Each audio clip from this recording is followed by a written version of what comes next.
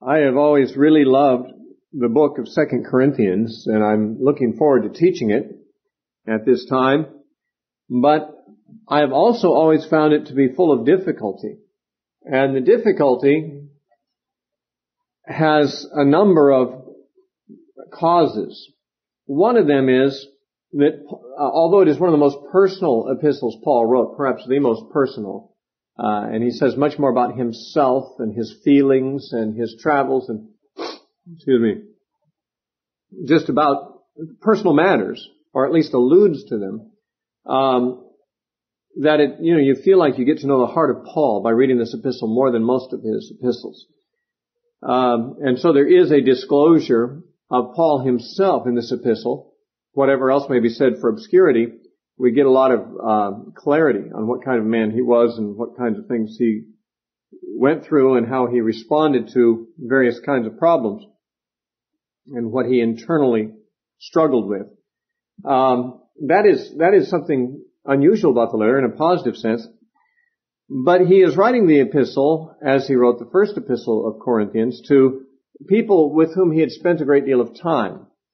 When he came to Corinth on his second missionary journey and founded the church there, he remained there for 18 months.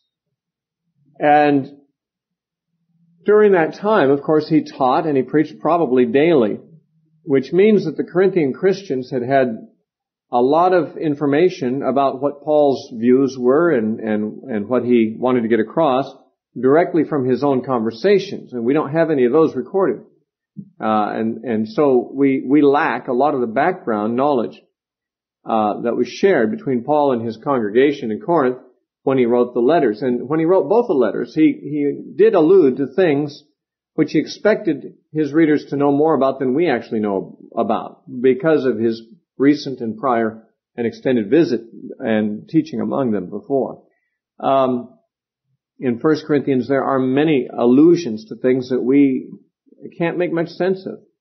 And there are some things in Paul's discussion about women's head coverings in 1 Corinthians 11 that we just don't know what it means, that a woman ought to have authority on her head because of the angels. There's no explanation of that. Probably in Paul's teaching among the Corinthians, he had said enough on similar subjects or on that subject that they could put it together and know what he was saying.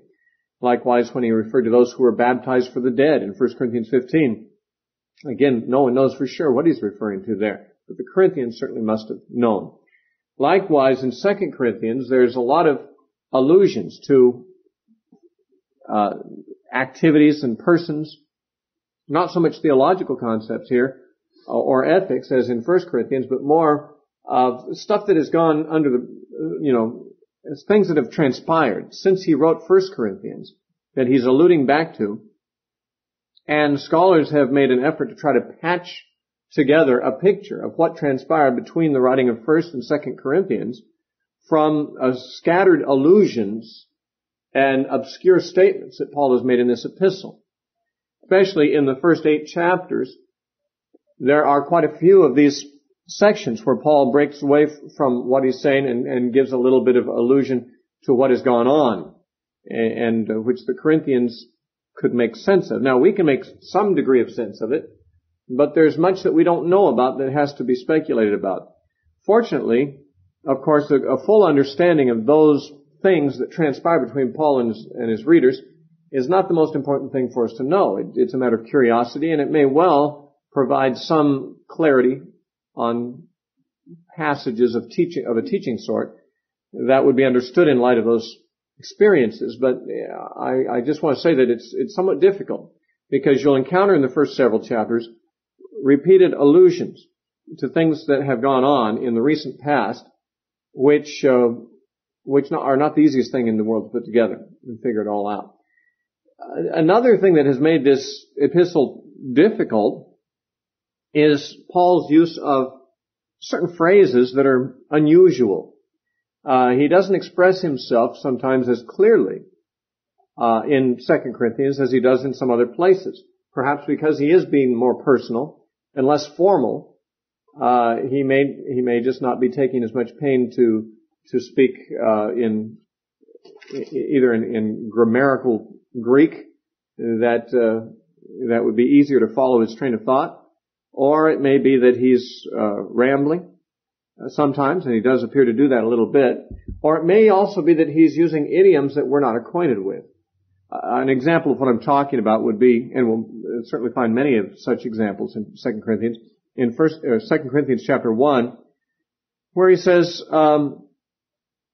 in verse 18, for example, but God is faithful, let's start 17. Therefore, when I was thus planning, did I do it lightly? Or the things that I plan, do I plan according to the flesh, that with me there should be yes, yes, and no, no? But as God is faithful, our word to you was not yes and no. For the Son of God, Jesus Christ, who was preached among you by us, by me, Silvanus, and Timothy, was not yes and no, but in him was yes. For all the promises of God in him are yes, and in him amen, to the glory of God through us. Now, I think I know what Paul is saying there. What I don't know is why he said it quite that way. I mean, the sentence structure is peculiar, and the uses of the yeses and the nos is not real natural to our way of reading, what Paul's saying. Now, it's possible that there's some idiomatic use of some ancient Greek idiom that Paul is and his readers are very acquainted with, and we are not. But that makes it, a little more difficult at times to understand exactly what he's saying. And my problem, and I have some problems in teaching that maybe some other people would not, who have a different style of teaching. But I'm an analytical kind of person. I like to know why this phrase is in this particular sentence, and how that phrase is called for by the previous phrases, and how it introduces or anticipates the following phrases. I like to see a logical train of thought and see the flow and see how the previous verse or the previous phrase helps give clarity about a present verse or phrase I'm looking at. And when Paul does this kind of thing, it's more difficult to do that. Now, that doesn't mean the way that I teach is the best way or the only way, but that's just the way my mind works, and it makes it sometimes difficult when I can't figure out why did Paul choose that phrase? Exactly what does that mean? And there's more in 2 Corinthians like that. It doesn't mean that his message is inscrutable. Like I said, the passage I just read, I believe I could paraphrase and get the meaning of it without much difficulty. It's not so much a difficulty of knowing his meaning, it's a difficulty of knowing why he said it that way. Now, some people don't ever worry themselves about why someone said something that way. That's just a problem I have. I'm always trying to figure out why did he say it that way, and what was the significance of saying it that way as opposed to saying it some other way. And some of that is impossible for me to discern. I'm just trying to think of another instance here of that kind of language. In 2 Corinthians chapter 7.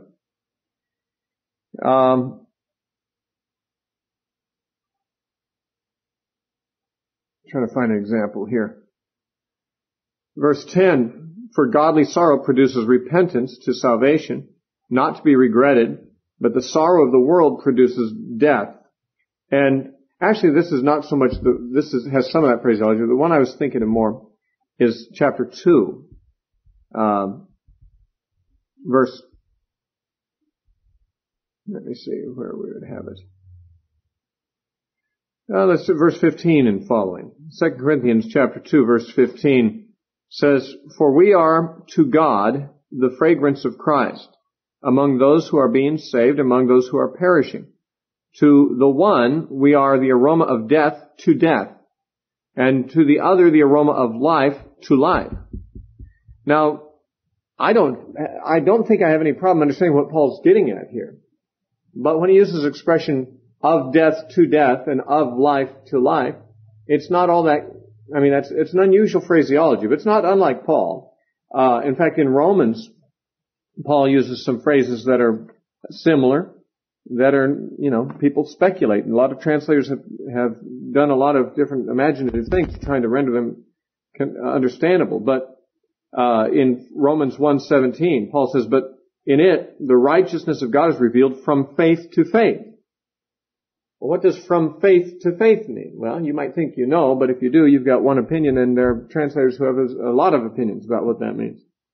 And they'll usually suggest what they, in their commentaries or in their translations, what they think it means.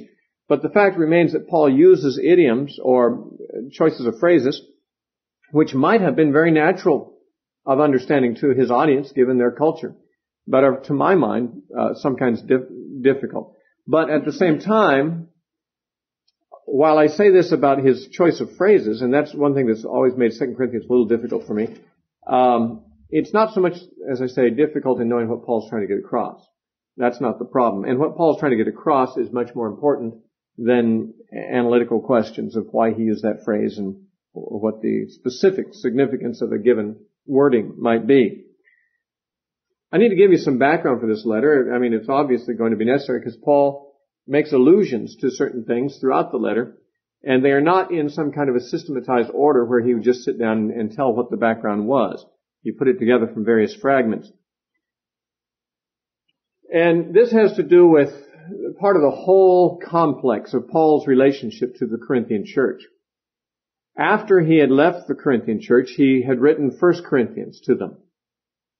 Well, actually, even before he did that, he wrote another letter that was prior to 1 Corinthians. We just don't have it.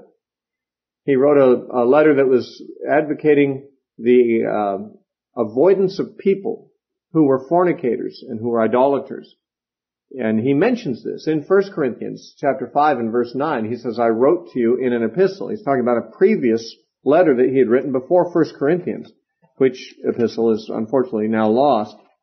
But we can see that the letter that we call 1 Corinthians is really the second letter Paul wrote to them, because in that first letter, chapter 5, verse 9, he actually makes reference to a prior epistle. Now, there is belief among most scholars, although some would disagree, that 2 Corinthians makes reference to a previous epistle, which is neither to be identified with 1 Corinthians or the epistle before that. Let me show you what I mean.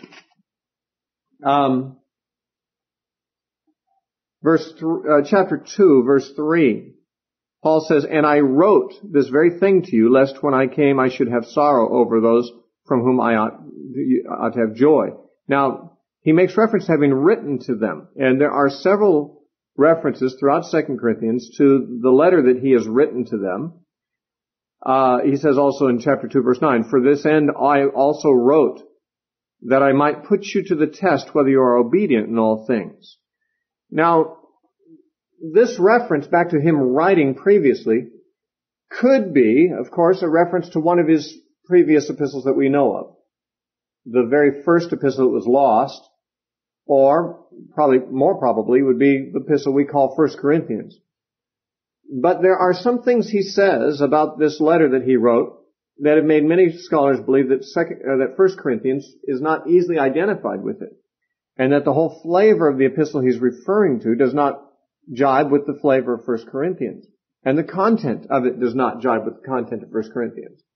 And that being so, many have come to the conclusion that there was yet another, now lost, epistle that Paul wrote to the Corinthians between 1 and 2 Corinthians.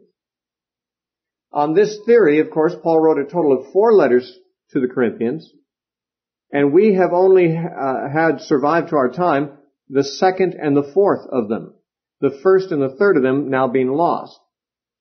Now, there doesn't seem to be any question that there was a first letter before 1 Corinthians, and therefore some scholars speak of these letters as Corinthians A, Corinthians B, Corinthians C, and Corinthians D, 4 letters of Paul to the Corinthians. And 1 Corinthians would actually be Corinthians B, and 2 Corinthians would be Corinthians D, and lost today are Corinthians A and Corinthians C. Now, you don't have to buy those labels or anything like that, but that's simply a way of trying to illustrate that there's some letters written in between that are no longer available to us. There are some who think that Corinthians C, which on this theory is the letter written between 1st and 2nd Corinthians, has been preserved in part in a peculiar way. Because after 2 Corinthians chapter 9, there's a radical shift in the tone of the letter. 2 Corinthians chapters 1 through 9 are very upbeat, full of rejoicing, full of relief, Paul makes reference in these chapters to having been deeply concerned about considerations of the Corinthian church's situation, but now he's relieved. He wrote the second letter to the Corinthians because of his relief, and to basically reestablish good relations after there had been some friction there. So that the letter in chapters 1 through 9 is very upbeat. But when you get to chapter 10, and the last 4 chapters, 10 through 13, you find it's very defensive, very angry, very defensive. Did I say that already? Very sarcastic at times. And Paul exhibits tremendous, I don't know if I want to use the word hostility, but that might be the right word, toward certain people in the Corinthian church who apparently are challenging his apostolic authority, who are making themselves out to be apostles of a greater stature than Paul, even calling themselves super apostles is the language that occurs in the Greek. And they are accusing Paul of a great number of things. And he writes with great severity in chapters 10 through 13, and he defends his apostleship. He gives us much autobiographical information about the things he's suffered, and he takes some pretty harsh swipes at these false apostles. Which, by the way, I don't say that critically. I think Paul's entirely entitled to do that. I think it's the right thing for him to do. But what I'm observing is that it's an entirely different tone in chapters 10 through 13 than you have in the first 9 chapters. In chapters 1 through 9, you don't even have a clue that Paul's going to, at some point, turn a corner and start lambasting somebody. He's just really thankful and rejoicing and relieved and pleased. And then all of a sudden, everything changes in chapter 10. Now, there are 2 theories about trying to explain this difference in the tone. One is that Paul had essentially thought he finished the letter, and he'd written up through chapter 9, and perhaps that was all he intended to write, and perhaps was preparing to send it. But he received a report from Corinth that there had been a new outbreak of opposition. Here, when he was writing chapters 1 through 9, he was rejoicing that all opposition that he had formerly experienced in Corinth was now a thing of the past. Everyone was happy, everyone was loyal to him and everything. But that before he could even send the letter off, he got this news of a new development, and he needed to write, as it were, a lengthy appendix or almost another entire letter of rebuke to the false apostles. And that letter is what we find in chapters 10 through 13. Now that's one theory. In other words, Paul wrote the letter initially planning to express one thing, but by the time he got through chapter 9, news had arrived that made it necessary for him to take another tack and express something entirely different. And he ended up sending both together. Now that's possible. Another possibility that has been suggested is that chapters 10 through 13 were not originally part of this epistle, and by some confusion in the ancient preservation of these letters of Paul, these chapters came to be attached at the end of 2 Corinthians, that actually 2 Corinthians originally ended with chapter 9, and that through the collecting of Paul's epistles one way or another, the scribes or whoever collected them, by accident or whatever, attached chapters 10 through 13 to the end. Now, the question is not whether 10 through 13 are authentic letter from Paul, but some have suggested that these letters, or these chapters, may actually contain what we could call Corinthian C. That is the third epistle which has been allegedly lost. The epistle that Paul alludes back to in the early part of 2 Corinthians. And the argument is that the contents and tone of these chapters, 10 through 13, are very much like what Paul alludes back to as a previous epistle in chapters 2 and 7 and places like that. Now, there are very much arguments for and against this suggestion, and it might be the matter of least interest to you to decide this matter. I'm simply bringing it up because you will find a change of tone, and there are various ways that people have tried to explain that change. all told, the arguments against this second theory are probably stronger than the arguments for it. And I don't have time to go into the arguments because, frankly, I don't think they're that important. I'm not bringing this up because I think it's of utmost importance, but because it is something that people who write on 2 Corinthians and who study it deal with. So this much we can say, there's a marked change of tone between chapters 9 and 10. And in chapters 10 through 13, Paul is again defending his apostleship in a way that you do not at all anticipate him doing in the first 9 chapters. Or in the first 9 chapters, the scene is such that you expect he'd never have to do that again in Corinth. But he obviously does. So again, some have felt that Paul, after writing the first 9 chapters, may have received new information, requiring him to change directions in the epistle and to add chapters 10-13 by way of rebuke and to try to put out another fire that had flared up there since he had begun writing. Some have suggested that chapters 10 through 13 actually are part of, or the entirety of, the lost epistle that he alludes back to in the earlier chapters. And simply by some mistake in the collecting of Paul's epistle somewhere back there, someone accidentally attached it where they did so that it's come down to us as part of 2 Corinthians. There is, of course, another possibility, and that's that Paul intended right from the very beginning to make the points he makes in chapters 10 through 13, but wanted to be gentle at first and rejoice and say, not everything he has to say is bad. He does have some harsh things to say in chapters 10 through 13, but he may have felt that before he dumped on them, he wanted to express his rejoicing and his pleasure with them about an earlier situation. The hardest thing about that is that you will definitely find reason in the first chapters of the epistle to feel that Paul is at the time of writing pleased with them. He's pleased that they've shown their loyalty and so forth. But now in chapters 10 through 13 he doesn't seem pleased at all. So there is a bit of a mystery there as to what the exact relationship is between the first 9 chapters and that section that follows, chapters 10 through 13.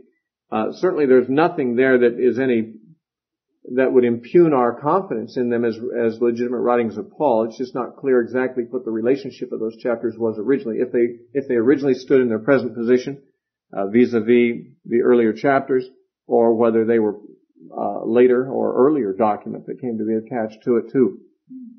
We will not worry ourselves about that too much, but I do think it would be negligent for me not to point out to you that slight problem. Now, what I want to do is tell you something about Paul's opponents and the accusations they were making about him. Now, these opponents largely, of course, come into view in these last chapters, 10 through 13. Whether they were in view in the earlier chapters in any of Paul's comments, we can't be sure. They may have been a little bit, but they certainly come up in the last part of the chapter. Now, who are these opponents? I mean, what was it they were doing, claiming, and so forth? There is evidence that his opponents were probably Jewish people in the church. In chapter 11 and verse 22, there's strong indicators of that. When he's referring to them, he says in 2 Corinthians 11:22, "Are they Hebrews? So am I." Certainly that implies that they are. "Are they Israelites? So am I. Are they the seed of Abraham? So am I." Okay, so apparently they are Hebrew like he is, by ethnic origin, Jewish. And apparently they make an issue of it. Paul ordinarily does not. Paul does not consider there to be any great significance between being Jew or Gentile. But the way he speaks, it makes it sound like they're making a big deal of it. We are Hebrews, we're Israelites, we're the seed of Abraham. He says, well, are they? So am I. Big deal. That doesn't put them ahead of me. So it sounds as if they are persons of Jewish background who are making an issue of the fact that they are people of Jewish background as a mark of their superiority. And yet he says in verse 23, "Are they ministers of Christ? I speak as a fool, I am more." Now, apparently they are also claiming to be ministers of Christ. They're not, in other words, the Jewish leaders of the synagogue opposing the Christian church in Corinth or opposing Paul, as Paul often encountered in places like Thessalonica or some of the other places he preached. This was not, in other words, synagogue Jews or Jews who were outside the faith. These were Jews who were in the church and even claimed to be ministers of Christ. This much, I think, we can deduce from those statements. There is some reason to believe that their manner was very arrogant and domineering. Some of the verses earlier than those we just read may suggest that. He says in verse 18 of chapter 11, "Seeing that many boast according to the flesh, I also will boast." Now, according to the flesh means in their natural endowments, or, Paul elsewhere in Philippians said that, if anyone has anything to boast of in the flesh, he did more. And he talked about being a Pharisee and being of the tribe of Benjamin and a keeper of the law. Apparently these people that he's referring to were Jewish people, and they boasted in the flesh. They were arrogant about being Jewish. He says, "For you put up with fools gladly, since you yourselves are wise.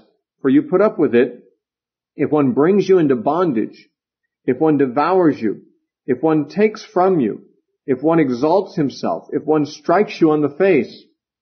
Now, Paul is apparently describing the manner of the people he's criticizing. That these people were domineering people, authoritarian. They may not literally strike others on the face, probably not. He's probably using that figuratively. If someone slaps you in the face, you just take it from them. And he's talking figuratively in all likelihood. They're insulting, they're exalting themselves, they're domineering, they're bringing the church into bondage. Now, the word bondage there suggests very strongly legalism. So they're Jewish Christians who are probably legalistic and arrogant. Although he says of them, in verse 23, "Are they ministers of Christ? I speak as a fool. I am more. In labors more abundant, in stripes above measure, in prisons more frequently, in deaths often," which makes it sound like he's saying that he's more willing to suffer than they are. Maybe they're not willing to suffer. He goes on for several verses about that. Now, this little bit of a sketch we can get from these references. Possibly, he may be alluding to these people in 2 Corinthians 3:1, where he says, "Do we begin again to commend ourselves? Or do we need, as some others, epistles of commendation to you, or letters of commendation from you?" Now, this reference to letters of commendation, we know something about these because Paul actually sent a letter of commendation in Romans 16 for a woman named Phoebe. And a letter of commendation essentially is, and he does it for his other co-workers elsewhere, when a person was geographically moving from one town to another and was a member of the church in one town and would be therefore joining the church of the second location, it was customary, or at least it was sometimes done, that a letter would be sent with them from the church they were leaving to the leaders of the church they were going to. And there's a very obvious reason for doing that, and that is that if a person has had a good reputation in a ministry in a town, maybe for many years, and is well known in their hometown, but they're leaving, going to another town where no one knows them at all, they're going to be, appearing in the church, no one knows who they are. It may be that these people would be of great use to the new church that they've come to, but they could not ordinarily be put into ministry very quickly or trusted very quickly if they're just a newcomer that nobody knows. They'd have to be tested, and they might have to, be treated as if they were a new convert, and their ministry might be put on hold for a long time. But with a letter from somebody like Paul saying, "Okay, Phoebe, we commend to you. She's been a real servant here. We all think highly of her here. Receive her in her ministry." Then when she comes to a new church, in that case Rome, the church of Rome would accept her already as on the merits of her reputation and of the recommendation. This isn't done often enough today. It is sometimes done. I remember when I was a child in the Baptist church, and they'd always give altar calls at the end of every service. It was not very common that anyone got saved during those altar calls, but it was somewhat more common that someone would come forward, and the pastor would announce, "So-and-so has come, and they've asked to transfer their letter from such and such a town." I never knew exactly what that meant, transfer their letter. What in the world does that mean? I still am not 100% sure that I'm right, but I think now, in retrospect, it's referring to the custom of, they've come from a Baptist church of another town, they're coming to our town, they're joining our Baptist church, and a letter from that church is accompanying them, saying, please receive them as a member. This way they don't have to go through some kind of, screening or whatever, like ordinary strangers would have to before becoming a member. But, so there is still some echo of that. And when I first went to Germany to preach when I was 19, Calvary Chapel, the church that I attended in California, gave me letters to carry, letters of commendation, which simply said, if Steve comes to you to preach, he's been in our church for a couple of years and we recognize his ministry and so forth. And that was allegedly to open doors. As a matter of fact, I never had to show those letters. And perhaps that's a reproach that I didn't. Because I just showed up in various churches across the country and in Germany, and just because I was from out of town, people let me speak and let me do things, which I'm sure didn't turn out tragic for them, I hope. But it might have. I mean, they didn't know who I was. Anyone might show up in town saying, oh yeah, I've got this great ministry on the East Coast and I've just come here for a few days. Can I speak at your Friday night meeting? Well, I'd say, well, who knows you, if they said, well, I have a letter here from David Wilkerson because I've come from his church, I might say, oh, well, let me see it. And if he spoke really hard, I might, without any further ado, let the man have the pulpit. If not, though, I might want to make a few phone calls to people he said were his pastors or whatever to find out who he is, because you don't just take a stranger and give him access to ministry in the church. He might end up being the most wonderful minister there ever was, but you don't know that in advance. And that's what a letter of commendation does. It sort of removes all the barriers of a stranger coming to the church. If he's well reputed and well known and well commended by some other church where he's been for a long time, then the receiving church, the church at the receiving end, can receive him without any qualms. Now, when Paul says in 2 Corinthians 3:1, do we begin to commend ourselves, or do we need, as some others, epistles or letters of commendation to you, or letters of commendation from you? He's saying this sarcastically and, of course, rhetorically. He's saying, listen, we don't need to bring letters with us when we come to you and say, listen, accept Paul, he's a nice guy, he's a good minister. I mean, he's their father in the faith. Paul planted that church. They knew him. They didn't need him to present letters from someone showing what his credentials were. That's what he's saying. But he mentions, as some others do. Now, this may just be generic, because as traveling ministers went from place to place, many of them did carry letters of commendation, no doubt. But some scholars think there may be a hint here that the opponents of Paul had arrived in the church from out of town and carried letters of commendation, and that was their entree into the church. That was how they got in and got confidence there. They carried some impressive letters of commendation. There are some who've suggested it might even be people who carried letters from Peter. And the only reason for suggesting this really is that we know that Peter was very much associated with the Jerusalem church, and the Jewish believers looked up to him. He was an apostle to the circumcision. That seems to be sort of the ethnic and cultural background of the people that he's referring to as his opponents. They may have come from Jerusalem, in other words, or from the Jewish church. And another thing is that we know in 1 Corinthians, for some strange reason, there were people in Corinth saying, I am of Cephas. Remember, Paul said, some of you say, I am of Paul, some saying, I am of Apollos, and some are saying, I'm of Cephas, and some are saying, I'm of Christ. It's not at all clear why there'd be anyone in the church of Corinth saying, I am of Cephas. Now, Paul and maybe Apollos, not Barnabas, Apollos. Paul and Apollos had both been in the church, and therefore there might be some that say, I'm of Paul, some of Apollos, and some of Christ. But why would anyone there be saying, I'm of Cephas?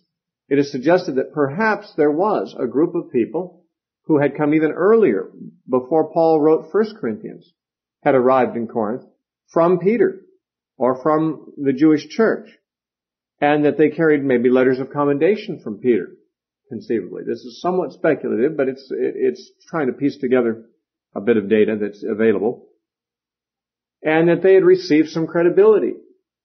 Not enough to sway the whole church. Only some in the church when Paul wrote 1 Corinthians were saying, I am of Cephas. And others were not. Others said, no, we're of Paul. Or, no, I like Apollos better, or whatever. I mean, there was some reaction perhaps to some who were trying to bring in Peter's authority and maybe try to install some legalism and some Judaizing into the church. And it wasn't a big enough problem when Paul wrote 1 Corinthians. I mean, he just saw it as a problem of division. He didn't see their influence as significant, but it was just a matter of division. Some saying Peter, some saying Paul. That's what he addressed in 1 Corinthians. It's possible that by the time he wrote 2 Corinthians, that very party, operating on the strength of letters of commendation, possibly from Jerusalem, were trying to bring in Judaizing tendencies into the Corinthian church, and that they are the ones that Paul is now seeing he has to address his remarks to more strongly in 2 Corinthians. Some of that, as you can tell, is a little speculative, but some of it may not be at all inaccurate. Now, what were they saying about Paul? I mean, on what basis could anyone speak evil of Paul? Here, the church in Corinth knew Paul. They'd seen the miracles he did. They'd been converted under his preaching. He'd been their resident minister for 18 months.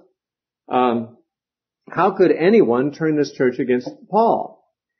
Well, there's a few hints of what they apparently were saying about Paul, exactly how they were spinning this, or how they intended to, how they applied it to specific cases, we don't know. But in 2 Corinthians 10:2, Paul says, "But I beg you that when I am present, I may not be bold with that confidence by which I intend to be bold against some who think of us as if we walked according to the flesh." Now, he says, when we come, we're going to be bold towards some people. Who are those people? Well, they're people who say, they think about us, that we walk according to the flesh. Now, it's not at all clear what that term, according to the flesh, means. It's not clear to us. Now, the Corinthians, of course, knew who he was talking about, knew what those people were saying, and knew exactly in what sense these people were thinking of Paul as one who walked in the flesh. The problem with us is we don't know those teachers or what they were saying particularly.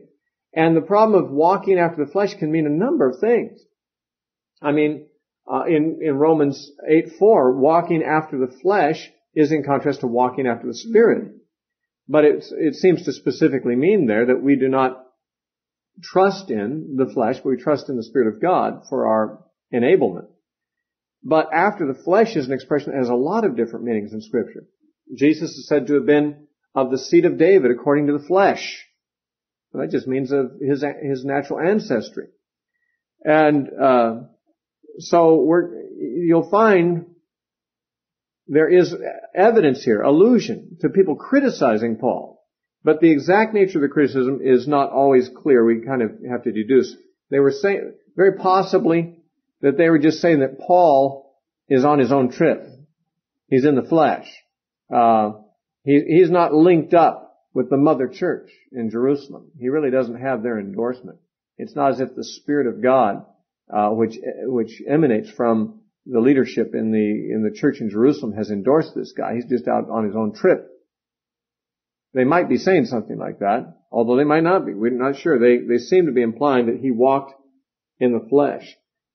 It'd be hard, however, for them to deny the fact they did tremendous miracles, which seem to be evidence of the Holy Spirit in his life, and I don't know what they did about that. Perhaps they argued that his miracles were fakes and that he was just more like a magician doing these things in fleshly power rather than the power of the Holy Spirit. Another criticism of Paul, apparently, is found in 2 Corinthians 10:10, what his critics were saying. In fact, Paul actually quotes them verbatim. Here we can see some actual words of his opponents. "For his letters," they say, "are weighty and powerful, but his bodily presence is weak and his speech is contemptible." Now, Paul probably was physically a weakling. For one thing, he took a lot of beatings. He was in fastings oft and watchings oft. He lacked sleep and food many times. He was exposed to the elements a great deal. He had something that he referred to as a thorn in his flesh. We don't know the exact nature of that, but it may have been a physical, condition. He spoke to the Galatians of his condition that was of sickness or infirmity that was so gross that he commends them for not being repulsed by him when he was among them, and said that if they could have done it, they would have plucked out even their own eyes to give to him. Apparently, there was something wrong with his eyes, but Paul was not an impressive man to look at, apparently. He was, even the name Paul means small. And his real name was Saul, but they nicknamed him Paul. And I don't know if he was nicknamed Paul because he was a small man or not, because Paulus, it actually means small. And he may have been a frail individual, sickly, and his physical condition not improved by his lifestyle, getting beaten all the time and rotting in third world jails and being a night and a day in the deep and things like that. I mean, he may have had asthma and arthritis and all kinds of other problems, as well as the marks all over his body, which were scars of the beatings he'd taken. In any case, Paul himself does not deny that he is weak and contemptible in physical presence.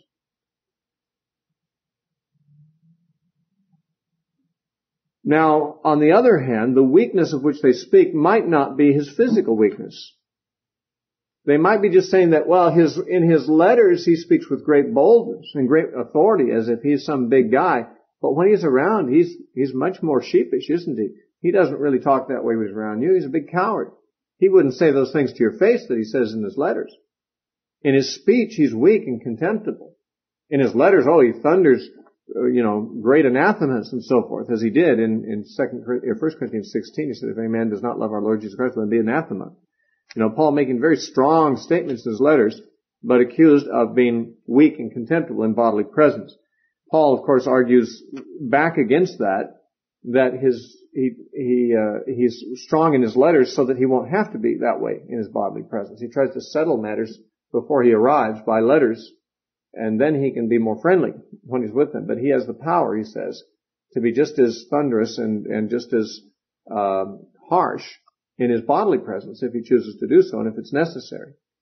Now, this particular criticism of him, it's hard to know exactly how much weight it would have borne. It's almost like, it's not really a criticism of his doctrine or of his legitimacy, although it may be, but it's hard to see how it is. It's almost just trying to point him out to be inconsistent. He talks real bold in his writing. He's really a wimp, when he's here. And obviously trying to make people despise Paul, but I'm not sure how that would have any impact on his apostleship unless they're saying, well, when he's around, he doesn't act all that impressive.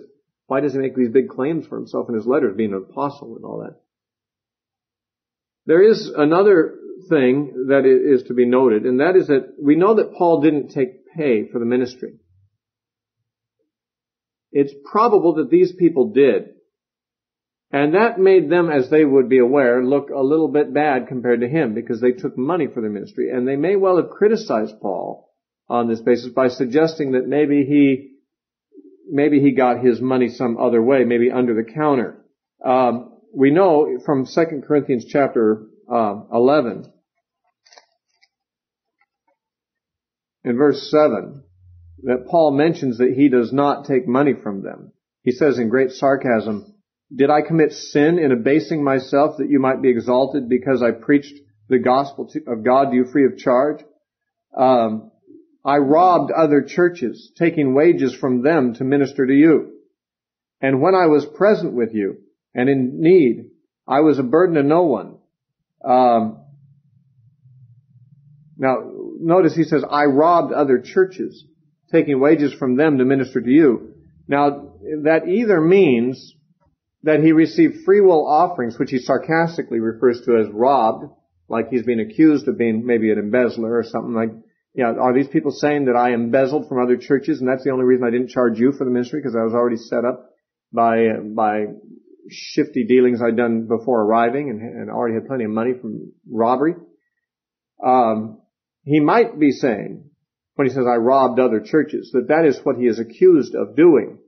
He's speaking quite sarcastically. In fact, later on, or earlier on, I don't remember which, he basically speaks very sarcastically, saying, "Forgive me this wrong of not charging you money. If I'm being criticized because I didn't charge money for my ministry, forgive me for wronging you in that way." In chapter 8, verse 20, and following, Paul is talking in these chapters 8 and 9, about the collection that he is gathering to take to the churches of Judea. He's taking a collection among the Gentile churches, and he wants to deliver it to the churches in Judea, but he insists on taking much people with him to keep himself accountable, to avoid any charges that he is embezzling. He says, let me see where we want to, see verse 18 and following of chapter 8. And we have sent with him the brother who's throughout all the churches, and not only that, but who was also chosen by the churches to travel with us with this gift, which is administered by us to the glory of the Lord himself, to show you a ready mind. Avoiding this, that anyone should blame us in this lavish gift which was administered by us, providing honorable things, not only in the sight of the Lord, but also in the sight of men. And we have sent with them our brother, whom we have often proved diligent in many things. Now, he talks about brethren accompanying him so he could avoid being blamed of anything, anyone accusing him of anything with reference to this money he's carrying. He's acting honorably, not only in the sight of the Lord, but in the sight of men. Now, in other words, I could carry this money to Jerusalem without any accompaniment, and I'd still be honorable in the sight of the Lord because God knows I'm not an embezzler. But since men don't know that, I keep myself accountable with others, with me, so that they can see that all this money gets where it's supposed to go. Now, why does he have to say that? Is there someone accusing him maybe of being one who has his hand in the cookie jar? It's hard to say. See, that's what I'm saying is you get little pieces of stuff in the epistle and you try to put together a composite drawing of what's going on, and it's not all that easy. But these are some of the clues that may have something to do with it, that there were some Judaizers. Perhaps they'd come from Jerusalem, and they were accusing Paul of not being a man of the Spirit, but a man walking in the flesh, and basically maligning him in these ways. And so he defends himself. Now, that of course has mostly to do with the contents of chapters 10 through 13, where he is defending his apostleship and taking to task his opponents. But in the first 9 chapters, we have very little of anything like that. There may be a few hints there in some of these passages of people who were opposing him currently. But mostly in chapters 1 through 9, he's talking about someone who was opposing him earlier and is no longer doing so. And the allusions to a guy, a person who was causing a problem before, are found in this first section. And there is a question that arises as to who is this person that he's referring to. In chapter 2, 2 Corinthians 2:5,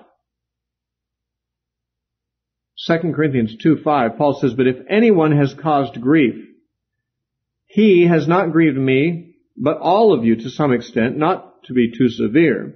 This punishment which was inflicted by the majority is sufficient for such a man, so that on the contrary you ought rather to forgive and comfort him, lest perhaps such a one be swallowed up with too much sorrow. Therefore I urge you to reaffirm your love to him."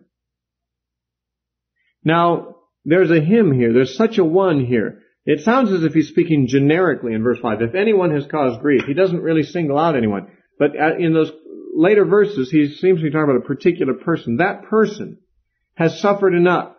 We don't want that person to be swallowed up by excessive grief. I want you to forgive that person. So although he speaks almost sounding generic about if anyone has caused grief, it's clear from his later words that he has someone particular in mind. Somebody that the church has dealt harshly with. And that Paul is saying, okay, that's enough. Let him back in the church. Forgive him. Accept him back. There is also reference to this same person, apparently, in chapter 7. In 2 Corinthians chapter 7,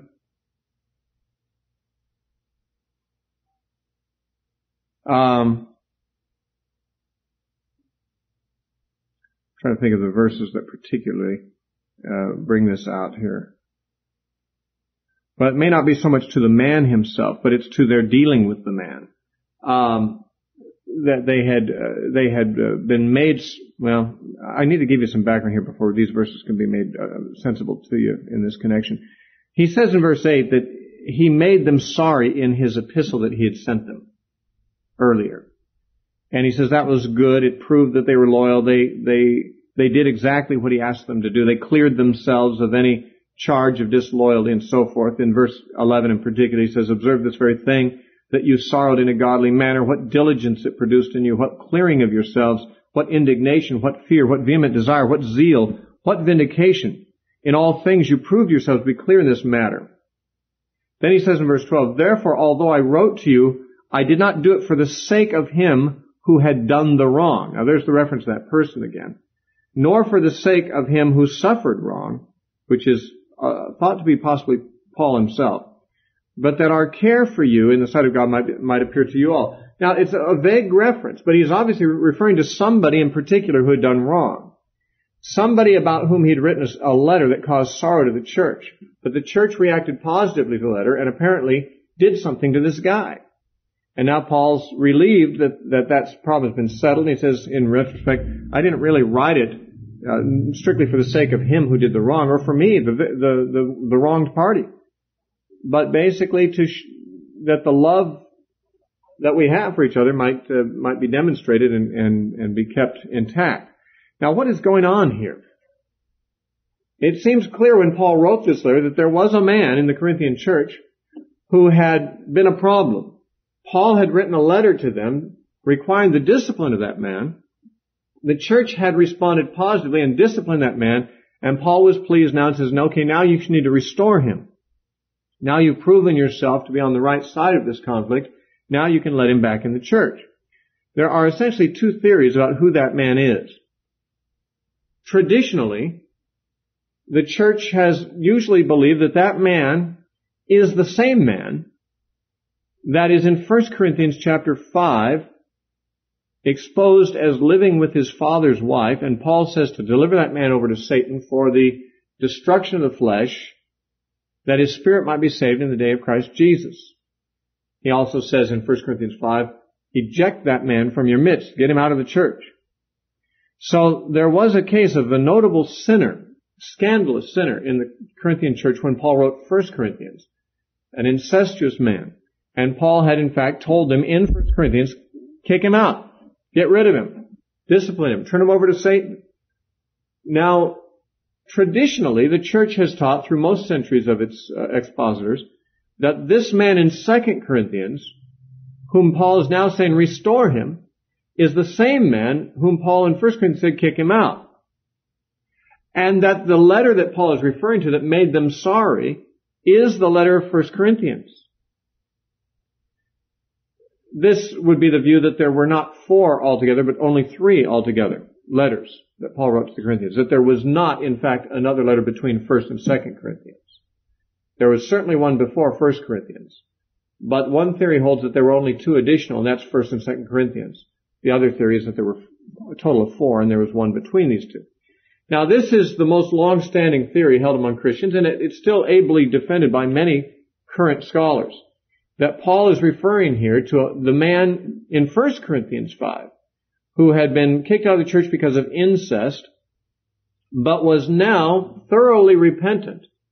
But the church was not letting him back in because Paul himself had told them to kick him out, and perhaps they felt that if they let him back in now, Paul might wonder about their loyalty. I mean, he hadn't, after all, said restore him yet. And so they were waiting for word from him, and this second epistle gives them that permission, let him back in. Now, of course, that is a theory, but there's another theory that's actually seemingly more popular today among scholars. That doesn't make it right.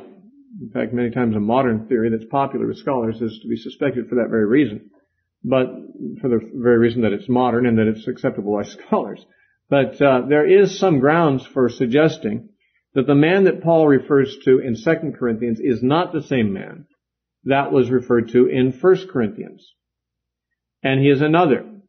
Now, here are the arguments for that. When Paul speaks of this man in 2 Corinthians, Paul speaks as if possibly Paul himself was the one injured by the man.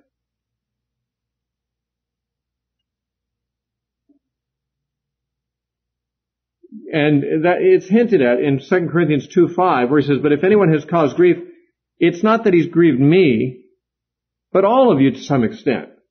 Now, when he says he has not grieved me, he means it's not that he's primarily grieved me. It's not that he's exclusively grieved me. It's that he's grieved us all. But the very way he says it has led some to believe that the man in question had done something against Paul personally. And Paul's trying to explain, well, it wasn't just me. The whole church was hurt by this deal. But that he had to clarify, because the church generally thought of this man as a man who had done something against Paul, and Paul has to clarify that it wasn't just him. It was everyone who was hurt by this action. And also in which we saw a moment ago in 2 Corinthians 7, in verse 12, he says, "Therefore, although I wrote to you, I did not do it for the sake of him who had done the wrong, nor for the sake of him who suffered wrong." And it is thought that him who suffered wrong is a reference to Paul. Now, these two statements have led many to believe that the man in question had done something more directly offensive to Paul personally than the man who was simply living with his father's wife. Now, the man who lived with his father's wife was doing a horrible sin, but it was not a sin directed with any hostility necessarily toward Paul. It was probably just a matter of a sin of lust rather than a sin of thumbing his nose at Paul, or in some way trying to overthrow Paul, or do something that Paul would be seen as the principal victim of this man's actions. And for this reason, a lot of scholars today believe that the man in question was perhaps a man who had risen up in the church trying to oppose Paul. Now, I don't believe he would be one of these ones that Paul's rebuking in the later parts of 2 Corinthians in chapters 10 through 13, because he's very harsh with them. But he's actually being very conciliatory toward this man. It is possible, therefore, that Corinth had a recurring problem of people rising up, questioning Paul, challenging Paul. We know, of course, from the fact that 1 Corinthians mentions some were saying, "We're of Paul," others, "I'm of Cephas," or "I'm of Apollos," that the very fact that some were saying, "I'm of Paul," was not something Paul encouraged. They must have been doing that in response to others who were defecting from Paul. Some in the church, the whole church had been, as it were, of Paul. They were founded by Paul. But now there were some saying, "I'm of Cephas," or "I'm of Apollos," which was, in other words, a way of saying, we're not following Paul's leadership, and we're following the leadership of these men. And so in reaction, apparently, some of the churches said, "Well, we're still of Paul." And others said, "Hey, let's forget this Paul, Cephas, Apollos, we're just of Christ." There were all those four sects, or four opinions. But you can see, even in 1 Corinthians, there were some there who may have been trying to question whether Paul's authority should really be that which is followed. Now, if the current theory of the scholars is correct, the man that Paul is restoring in 2 Corinthians was a man who rose up in the church probably after Paul had left and after Paul had written 1 Corinthians, and after that epistle had been sent, because he doesn't mention that man in 1 Corinthians. So sometime in the interim between the writing of 1 and 2 Corinthians, a man may have risen up in the church, nowhere near as troublesome as the people that Paul's rebuking in the end of this epistle, but troublesome enough that he was accusing Paul or trying to undermine Paul in some way, and that Paul, when he heard of it, may have written a letter, a harsh letter to the church saying, "How come you're putting up with this guy? Kick him out." And they did. And then the guy came around and was sorrowful for that and really wished he hadn't done it and kind of saw the light. And Paul wrote back, "Okay, his offense to me, I'll forgive that. It's no problem." See, the very fact that Paul even speaks of himself as the one doing the forgiving suggests that he was perhaps the injured party.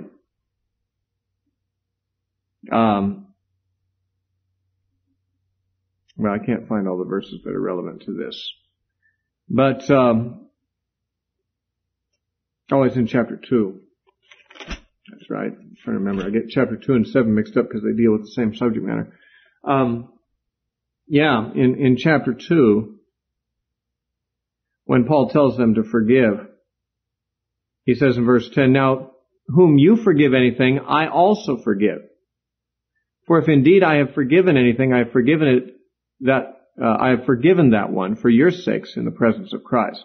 Now, again, if Paul says, "I forgive him," it sounds as if that Paul may have been the injured party.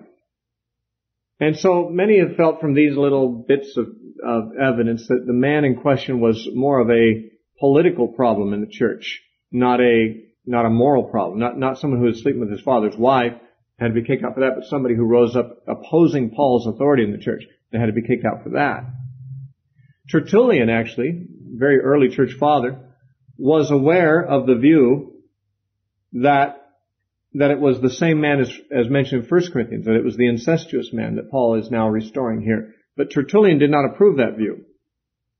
But one reason is that Tertullian was one of the very rigorous party who believed that once a person committed sexual sin, after baptism they should never be forgiven.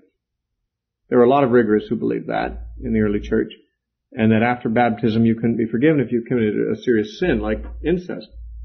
And so Tertullian just couldn't stand the thought that Paul would restore such a man if it was that man. And just say, well, receive him back now. And he thought that'd be taking too lightly the man's sinfulness. But I'm not sure that Tertullian and the leaders of the church at that time who thought that way really had the heart of God. Sexual sin is a terrible thing, but so is rising up in opposition against the apostle a very evil thing. Sexual sin is evil, but it's not unforgivable. And there's, if this is in fact a reference back to the man in 1 Corinthians 5 who is cohabiting with his father's wife, as far as I'm concerned, all these verses could still apply. I mean, there's nothing in what we've just said that rules out entirely that Paul is talking about that man in 1 Corinthians. But another thing that is argued about this, and against it being that man, is that it's very clear that this man was excommunicated from the church in Corinth because of a letter Paul sent. Now, the man in 1 Corinthians 5 was excommunicated because of the letter Paul sent, and that letter is 1 Corinthians. This man also had been kicked out because of a letter Paul had sent.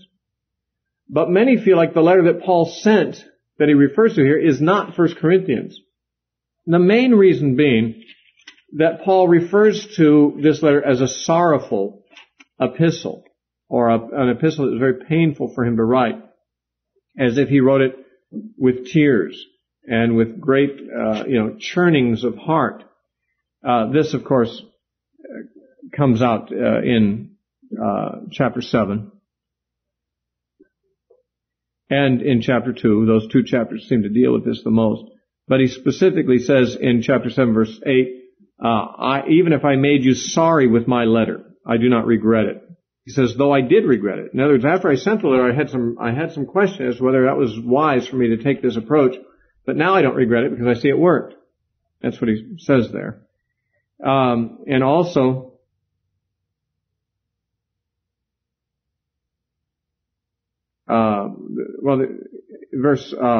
chapter 2, verse 4. He says, for out of much affliction and anguish of heart I wrote to you with many tears. That's chapter 2, verse 4. So you can see he's referring to a letter he wrote to them, that he wrote to them in much affliction and anguish of heart and with many tears, and which made them sorrowful when they received it. And it was apparently so extreme in this respect that Paul even regretted having sent it initially. But when he saw that it was effective, he put away his regrets and was glad that he'd sent it. Now, it is suggested that the first letter to the Corinthians doesn't fit that description. It is said that 1 Corinthians doesn't have any evidence that Paul's writing in tears. Now, there are some problems in the church Corinth he addresses, serious ones. Disunity, immorality in the church, Christians going to war, not war, but to law against each other in the courts of law.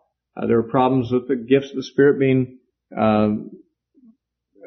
not exercised properly in the church. There was problems at the communion table. There were some problems with the women in their head covering practice. There were problems in the church when Paul wrote 1 Corinthians. And it is argued, even though he dealt with these problems, he does it without a great deal of emotion. You don't read 1 Corinthians and feel like you're reading a tear-stained document. It just doesn't have that tone. And therefore they say, well, he must be referring to a different letter than 1 Corinthians. And that would be one that was sent after 1 Corinthians, but before 2 Corinthians. And that would be, of course, the one they call Corinthians C. So on this view, even though 1 Corinthians was a letter of rebuke and did result in the excommunication of a certain man from the church, it is argued there was another letter that was also a letter of rebuke that resulted in the excommunication of a different man for a different issue. And this we know only by allusion, not by any hard evidence. So I'm going to leave the matter undecided. It's really hard to say. We do know for sure that when Paul wrote 2 Corinthians, he had written an earlier sorrowful epistle that was painful for the church and resulted in the kicking out or the excommunication of a certain individual who was at fault for something. Whether that letter was 1 Corinthians and that man was the man mentioned in 1 Corinthians 5, or that letter was another one now lost, and the man in question, a different man, accused of different charges, we will perhaps never know for sure, but these are the kinds of things scholars love to talk about. Now you might say, well, we could have done without all of that. I'd rather just get into the text. Well, we will do that. But the text includes these allusions, and without considering some of these possibilities, these allusions will simply mean nothing to us. Or they may mean something, we may think they know something, they mean something we will not have really fully considered it. Let me survey for you before we get into chapter 1, just Paul's relations with the Church of Corinth from beginning to end that we know of. It was on his second missionary journey that he established that church. And he stayed with Priscilla and Aquila as a tent maker in Corinth, and for 18 months ministered there. After which he left and went to Ephesus. We know that partly from Acts, because in Acts chapter 18 we read of his stay in Corinth and we read of his departure and going to Ephesus. And he took Priscilla and Aquila with him actually when he went to Ephesus. We also know that when he, from Ephesus, wrote back to Corinth, in 1 Corinthians, he mentions something about his travel plans in the future. If you look at 1 Corinthians 16,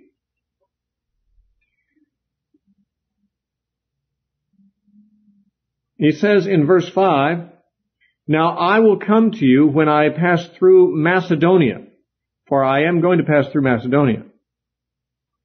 But it may be that I will remain or even spend the winter with you, that you may send me on my journey wherever I go, for I do not wish to see you now on my way, but I hope to stay a while with you, if the Lord permits.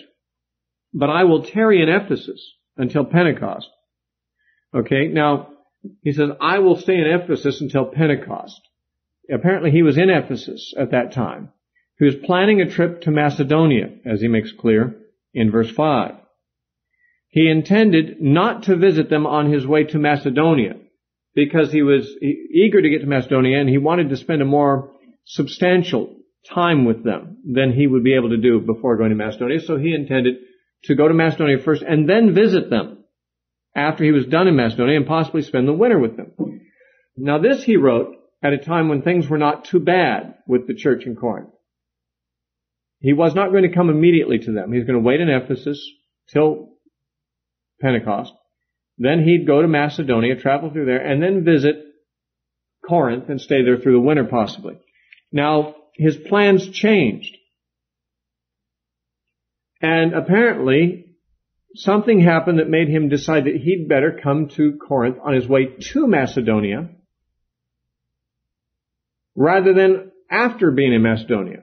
Now, in other words, he saw a reason to hastily go back to Corinth. He alludes to this in 2 Corinthians 1:15. He said, "And in this confidence, I intended to come to you before, that you might have a second benefit to pass by way of you to Macedonia, to come in again from Macedonia to you, and be helped by you on my way to Judea." Now notice, this plan that he's describing is a different one than he described at the end of 1 Corinthians. At the end of 1 Corinthians, he said, I'm going to go to Macedonia first, then I'll come to you. Now he says, I actually had a plan to pass through you to Macedonia and then back to you again after Macedonia. So after he wrote 1 Corinthians, something caused him to change his plan and decide, well, I'm going to visit them twice, not once. I'm going to visit them not only when I leave Macedonia, I'm going to also visit them before that on my way to Macedonia. Now, why is that? Why did he do that? He doesn't say, except that he thought he'd give them a second benefit, or give them, twice the benefit of 2 ministry visits instead of 1. Actually, it was this very change of plans on his part. Now, there were other changes after that. Let me put it this way. It has been suggested that Paul made a hasty visit to Corinth, which he had not earlier planned to make, because of the rise of opposition in Corinth. That is, he wrote 1 Corinthians saying, well, I'll be going through Macedonia. I'll be staying here at Ephesus for a while, then going through Macedonia, then I'll make it to you sometime before winter and stay through the winter with you. Very casual, no emergency, no rush.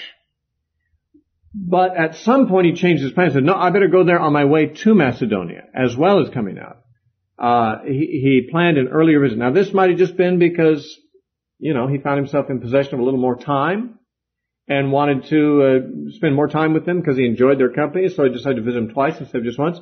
But some have suggested that he made this change in plans because he had heard of a problem in the church that needed his direct attention. He had left Timothy in the church in 1 Corinthians, but Timothy was a meek and somewhat intimidated person. He actually tells the Corinthians in 1 Corinthians not to intimidate Timothy.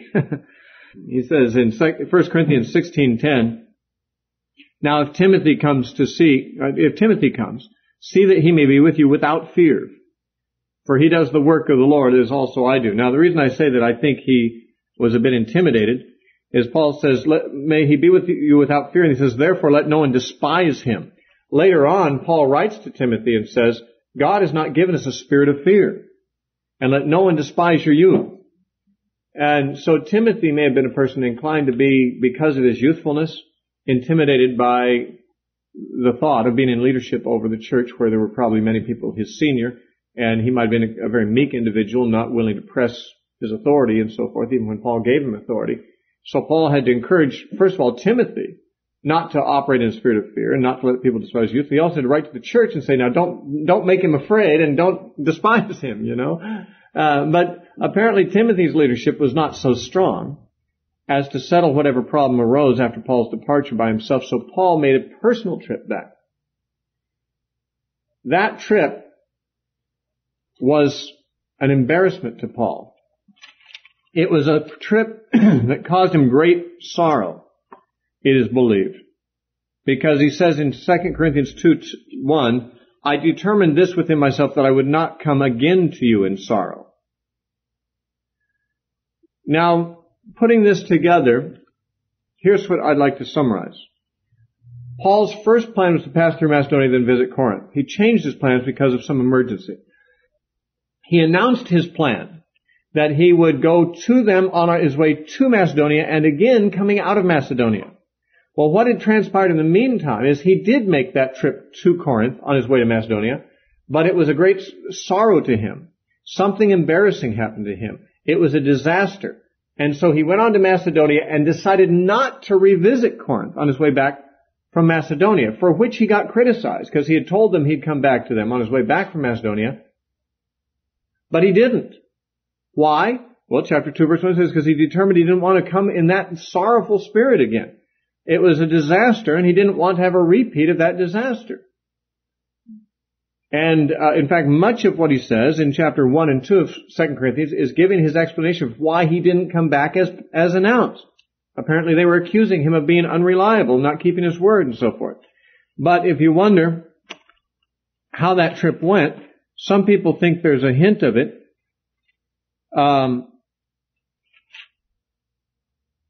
In chapter 12 and verse 21, this may or may not be given a hint of it, but some feel like this is an allusion to how badly things went for him when he visited on that time. It says, and lest when I come again, my God will humble me among you, and I shall mourn for many who have sinned before and have not repented of this uncleanness, fornication, licentiousness, which they have practiced.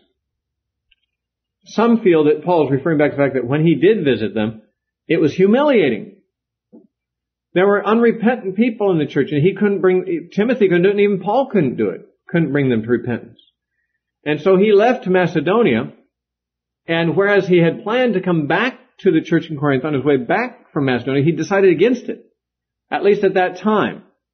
Instead, he sent a letter, which was the sorrowful letter. Probably while in Macedonia, he sent a letter back. Rather than visiting himself, he sent a letter instead of his personal visit. He sent it by Titus. Titus carried the letter for him. And he wasn't sure what would happen because his own personal visit had been such a disaster. He had no confidence that this letter he sent was going to get the results. According to the theory of the scholars, it was on that sorrowful visit that this man opposed Paul and humiliated him and embarrassed him. And when Paul left, he sent back this sorrowful, anguished letter to the church saying, how could you allow that to happen? And then they were smitten in their conscience and they disciplined the man, kicked him out. And now Paul's writing this letter saying, you did the right thing, you did well, I was glad to see you're still on my side here. You know, I mean, that is considered to be the scenario. When Paul wrote 2 Corinthians, some things had transpired after he'd written 1 Corinthians that in between the two. One, Paul had made a quick visit probably to try to shut down some rebellion in the church, of which there may have been a particular guy, and he may not have been a Judaizer. The Judaizers are the ones Paul lambasted in the end of 2 Corinthians. But he's being nice to this guy. This guy could very well have been more of an antinomian, more of a Gnostic type, a guy who was advocating libertarianism in the sense, not in the sense that we think of the political party libertarianism, but in the sense that religious libertarianism, where, you know, it's okay to go eat in the idol temple, it's okay to commit fornication with the temple prostitutes, we're saved by grace and all that. And the reason I say that this may have been the man's approach is that Paul says in 2 Corinthians 12:21 that when he comes back, he doesn't want it to be like the previous time. He doesn't want God to have to humble him among them. And he says, and I shall mourn for many who have sinned before and have not repented of uncleanness, fornication, licentiousness, which they practice. So there are some people, they're unrepentant of their sexual practices, which are sinful. And that he takes to be something he doesn't want a repeat performance of. He doesn't want to come back and have to mourn that. So he sent a letter to them to get that to be straightened out. And Titus carried the letter. And after that, Paul had gone to Troas with instructions to Titus to meet him there. But Titus didn't show up. And Paul got all concerned about what had happened to Titus. This is when Titus had taken the letter to Corinth, but Paul had not yet heard the outcome. There is reference to this in 2 Corinthians 7:5.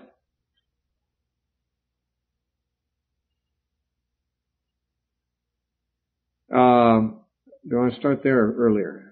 Yeah, I think right there. He says, for indeed, when we came to Macedonia, our flesh had no rest, but we were troubled on every side. Outside were conflicts, inside were fears.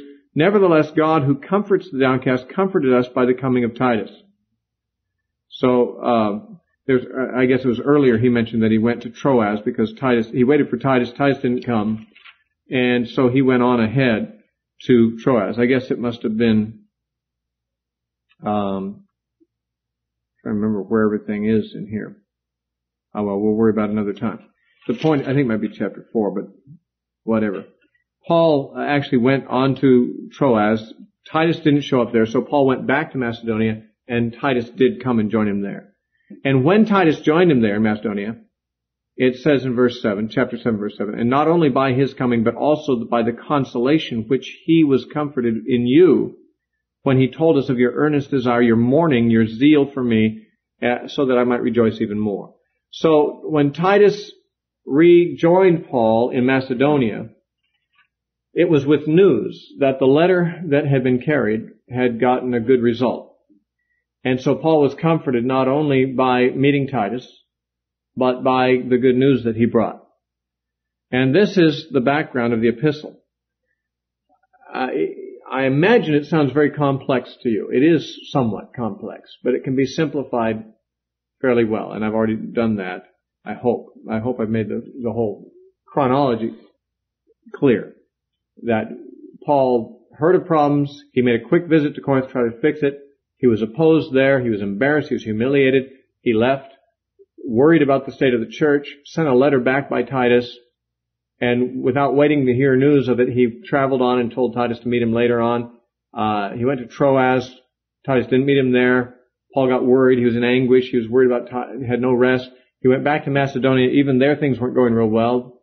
Had anguish there. But finally, his anguish and his concerns were laid to rest by the reappearance of Titus and by the good news that Titus brought that the church was doing well. So Paul wrote this letter to congratulate them and to rejoice with them that they were now on the right side of this controversy again.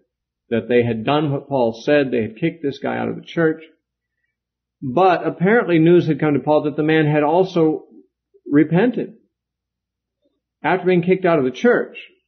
Apparently being kicked out of the church was a severe enough punishment that it brought him to his senses, and he repented and he was sorry for what he did, but the church was still not fully accepting him back. And for good reason. I mean, you would imagine. I mean, they were embarrassed that they had not shown more loyalty to Paul before. And so finally when they were confronted about it, they went ahead and did the right thing and kicked him out. Now they weren't sure whether they should accept him back in. Even if the guy seemed repentant, would it look to Paul as if accepting his former opponent back in was themselves backsliding a little bit back away from Paul and toward his opponent? So they were kind of keeping this guy at arm's length, even though he apparently had endured some sorrow and some repentance. We did that in harmony, I think. Anyway, so Paul wrote this letter in part to express his rejoicing, but also in part to give instructions about restoring the man who had now repented. Now, all of that scenario may sound extremely irrelevant to anything in our lives today. I mean, if all that happened, if this epistle was occasioned by these particular circumstances, these unique historical events, unrepeatable, not happening today, Paul's not here, there's no one here doing those things, we haven't kicked the guy out. I mean, what is the use of reading this epistle today? Well, much, every way. There's very much in the epistle of tremendous spiritual truth. It's all intermixed with Paul's telling parts of the story and wearing his heart on his sleeve and laying out his feelings and so forth. I mean, there's a lot of that, but it's all mixed with some tremendous theological teaching that is interspersed simply because Paul can't talk for very long without including a lot of theology. He's always thinking about truth, and always talking about it.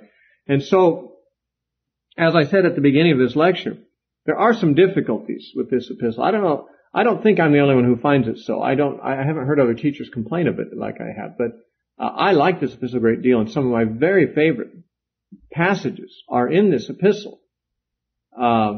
And when I'm teaching on certain subjects, like suffering, for example, I probably quote more from this epistle than any other individual epistle from Paul. It's got tremendous stuff in it. But I say at the beginning, there are some phrases, there are some allusions to things that we just don't know for sure. Why he used that phrase and whether our understanding of it is precisely correct. And we don't know also for sure all the background, but we've tried to reconstruct it for you here so that when we come to the passages where it's helpful to know the background, we at least have some kind of a scenario to work from. Now we're going to stop there. Rather than going into the epistle, we have, only about 5 minutes or something, and there's no sense getting that far into it and stopping. We'll just close up the introduction and get into chapter 1 when we come back after a break.